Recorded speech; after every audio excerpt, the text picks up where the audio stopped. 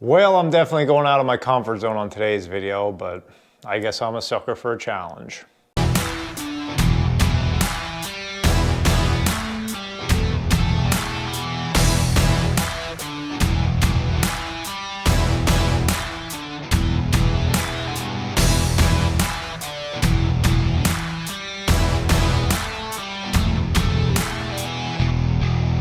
Hey guys, welcome back to the channel.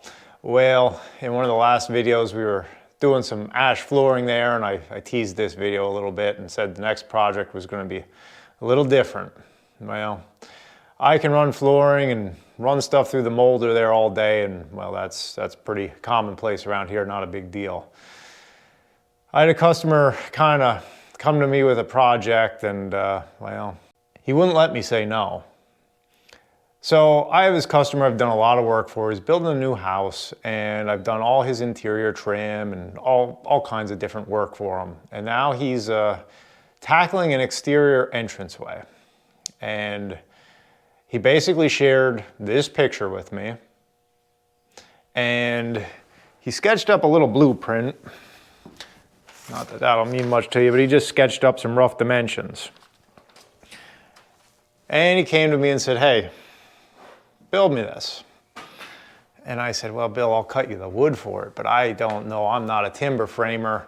I don't know, that I necessarily want to build it for you." He said, "You've never steered me wrong before. I trust you. Do it for me." Well, I don't know what you do when a customer doesn't let you say no. So I said, all right.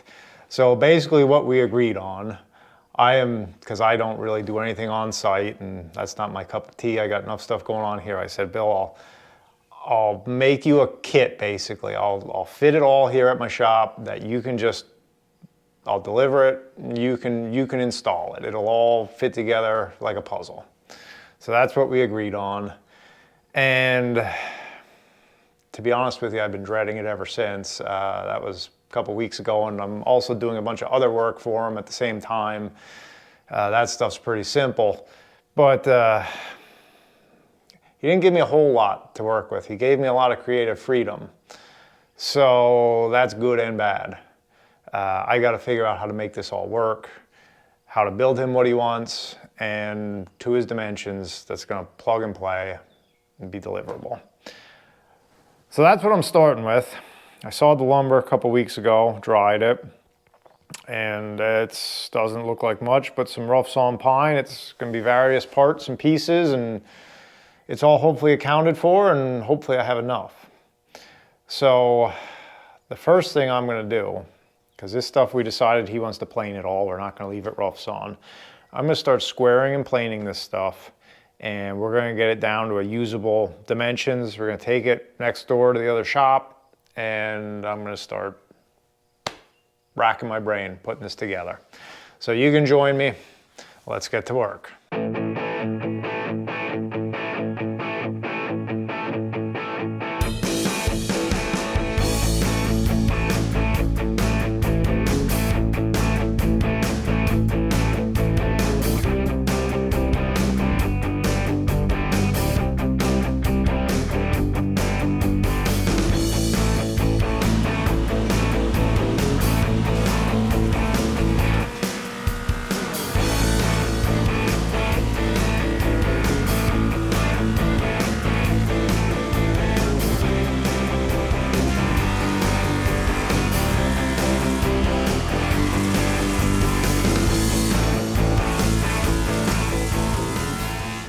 Morning, guys. Sorry I'm a little bright this morning.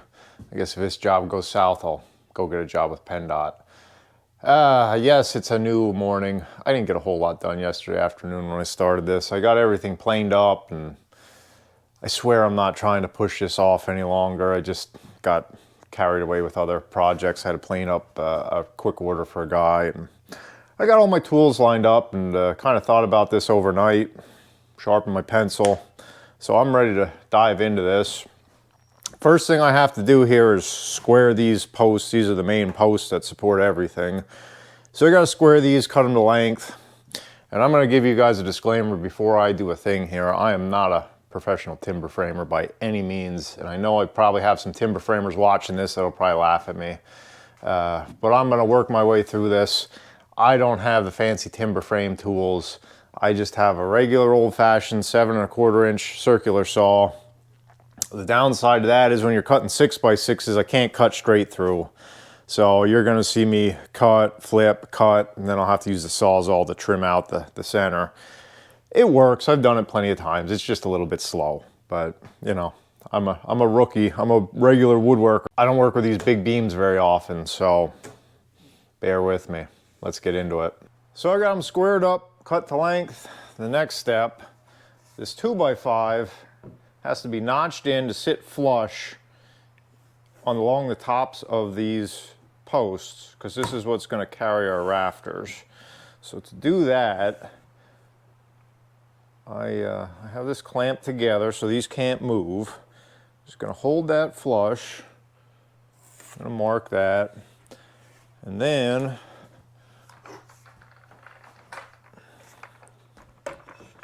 set my blade. It's the right depth, and I'm just going to make a series of cuts, and then I'll take the chisel and clean it all out.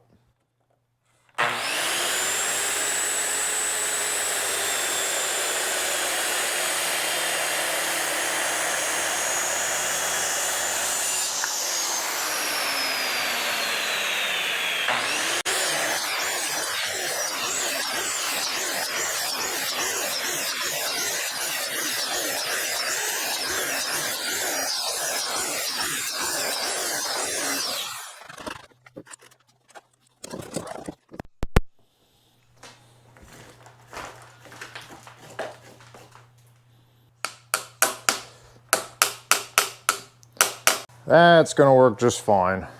It fits in there nice and flush. I have to take a second to give a shout out to this DeWalt 368 circular saw. I've had that thing since I'm probably 18 years old, and I can't even begin to tell you how many buildings and projects that thing has built. It's actually amazing. It's a workhorse. It just keeps going and going. It's been dropped off of roofs, you name it, it's been abused, and it's been good to me. So I'm not really a DeWalt guy. You know, I like my Milwaukee, but I gotta give credit where credit's due. That thing has been an awesome saw. So this is the part where my head starts to hurt a little bit. I've got everything mocked up here on the bench. With that board we just recessed in, the backer board behind it, this is what sits against the wall of the house. And this is not to scale width-wise, because it wouldn't fit on the bench, but that doesn't really matter for what I'm doing right now. The next thing I have to do is figure out my rafters. So he wants a 612 pitch, and we're coming out 4 foot 6 inches. So I calculated the rise, it's 27 inches. So I have a 4 foot 6 inch scrap piece here, set 27 inches from the top. I calculated that out. It's 26.5 degrees is what the angle is. So I started a rafter here at 26.5 degrees. And I'm sure you guys that do framing every day can use your square and mark this and lay it out and slap it up and it all fits. That ain't me. I'm working my way through this in a more practical manner. I got everything clamped and squared. I got my cheater board here. I'm gonna crawl up on the bench there. I'm gonna hold this in place, make sure it all visually looks good to me, and work it from there. So I'm kind of taking a measure twice approach and actually lay it out physically so I don't goof anything up. And to make this even more complicated, it's not like this rafter is just sitting right on here. I then have to notch it so it straddles this 2x5 and lays flush here to the top of the 1x10. So that's adding another complication in my brain.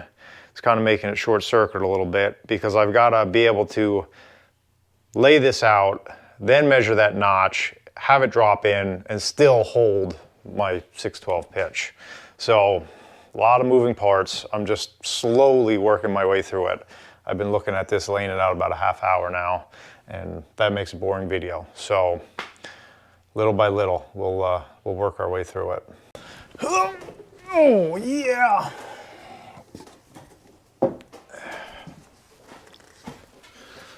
All right. So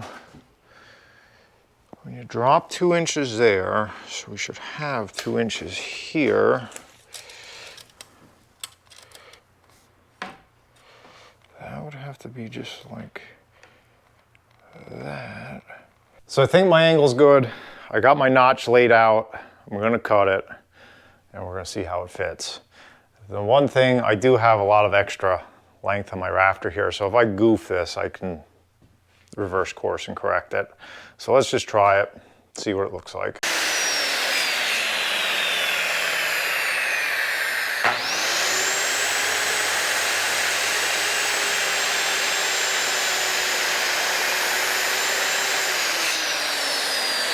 The cameraman forgot to set the camera up before he went up on the bench for the moment of truth, so you missed that, but long story short, there she is. That notch is gonna work out just fine. I'm pretty happy with that.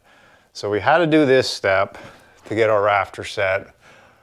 Now I can mark my rafter length and I can move on to the next part, which is gonna be the brace that actually supports it, not this piece. So more layout. Well, tell me this isn't the most ridiculous thing you've ever seen, but I've got everything mocked up here. Rafters in place perfect, mocked up my support arm, and well, I know it's a mess, but just trust me when I tell you now I marked that I can cut my notch here for my carrier beam.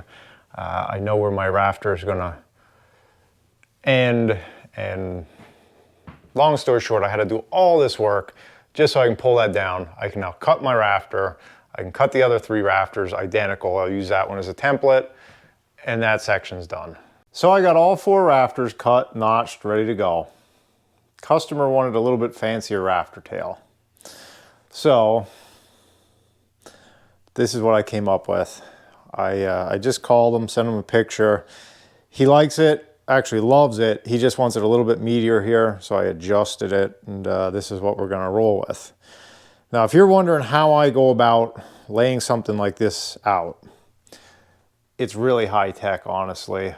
You gotta wander around your shop and find all kinds of different circular items, and then you just start laying them in here, and you just start tracing them, and you intersect the lines, and it's basically a guessing game until you get something you want.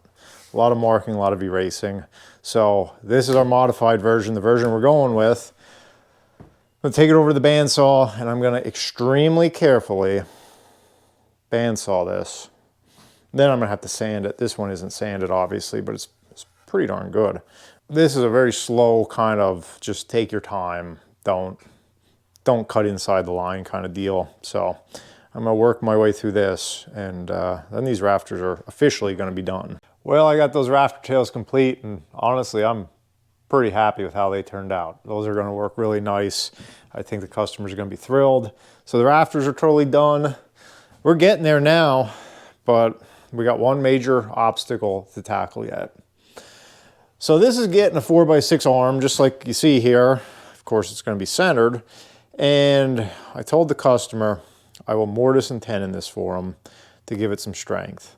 So basically, if you're not familiar with woodworking terms, a mortise is a pocket and a tenon is basically, a piece that sticks into it and it locks it together and makes a strong joint. So we got to do 2 of these, one for each post, mortise and tenon into the base, and then we have to make an angular brace that comes down and locks everything together and gives it a lot of strength. So that's not going to be the easiest thing in the world. I'm going to do it the old school way. Just take a big drill bit and drill and chisel, and it's going to be slow going, but I think we can make it work out pretty well.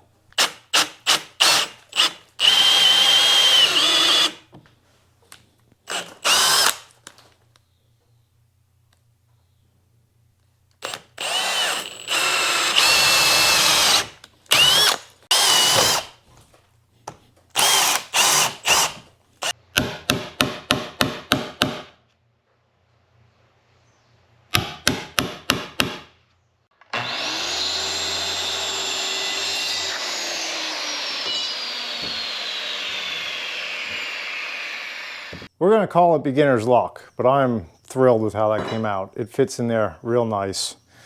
Probably can't do it one-handed. I'll give it a shot.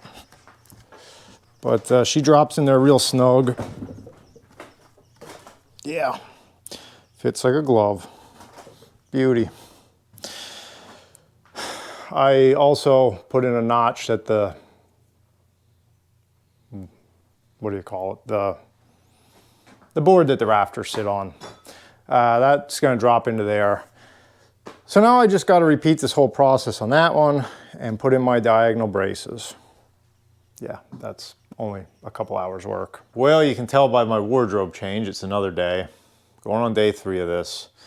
Everything seems to take so much longer than you think it should in your head. In my defense, though, I haven't been working on this full time. I've had customers and had to pull together some other orders behind the scenes here. So yesterday wasn't a full day at it. But before I left yesterday, I did tackle this, which you want to talk about something that'll make your brain hurt.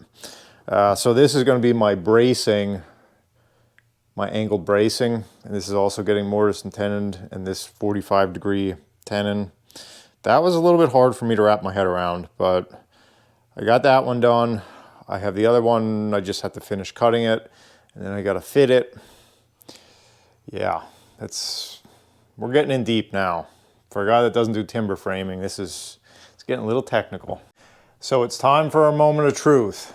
I got all my joints cut.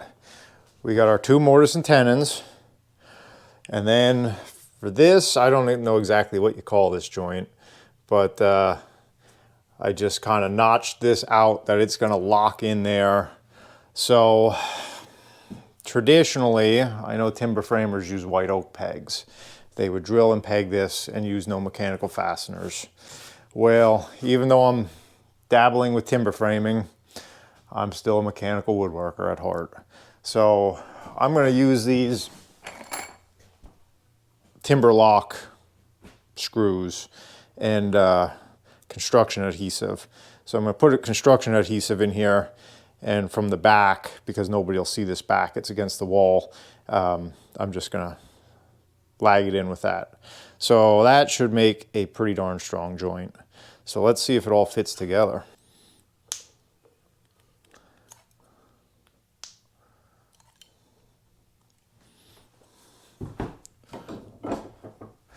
Quite honestly, probably wouldn't need the construction adhesive, but you know, I figure why not? It certainly won't hurt anything.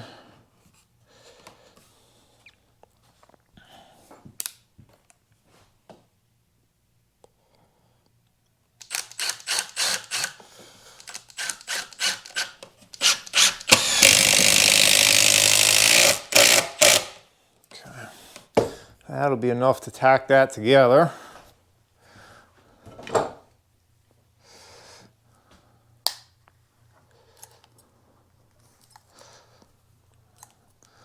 Be nice and generous with that. All right, wish me luck.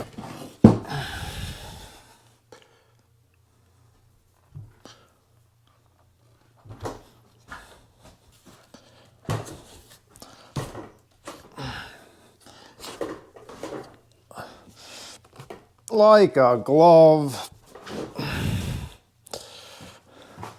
Beautiful.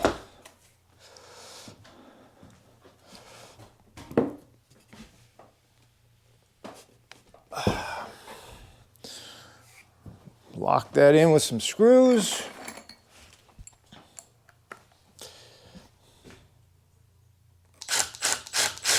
So for the sake of giving you guys a visual, I kind of half mocked this up laying down on the bench. So picture all this standing up above a doorway. You're going to have 2 of these posts like we just made.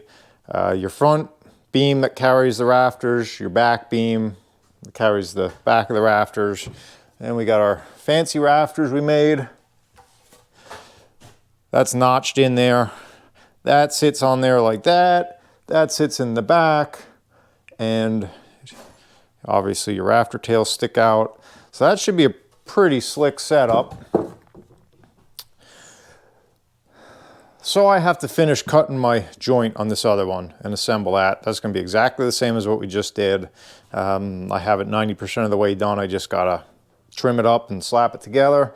And then the only other thing I got to do, I'm also making the roof decking for them. That's just going to be tongue and groove pine boards that are going to get screwed down on the top side of those rafters. So he's putting metal roofing on the top of it, and then underneath you'll see that nice V-groove pattern.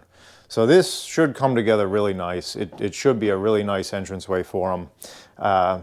You've seen me make tongue and groove 100 times, so we'll just skip over that so this video doesn't get too long. But that'll all get done this morning, and this will be ready to go down the road. So I'm super thrilled with it. Just gotta maybe give it a light sanding, remove some of all my pencil marks, but definitely took me out of my comfort zone. Some old school woodworking, not something I do every day by any means, but you know, sometimes it's good to kind of flex a mental muscle every once in a while too. So I'm happy with it. It's a pretty neat project. Would I want to do it every day? Probably not, but you know, every once in a while it's not too bad. So that's all I got for you. Hopefully you enjoyed watching me make some saw chips. I sure made a mess here. Got to clean that up yet today too. Catch you on the next one, guys. Thanks for watching.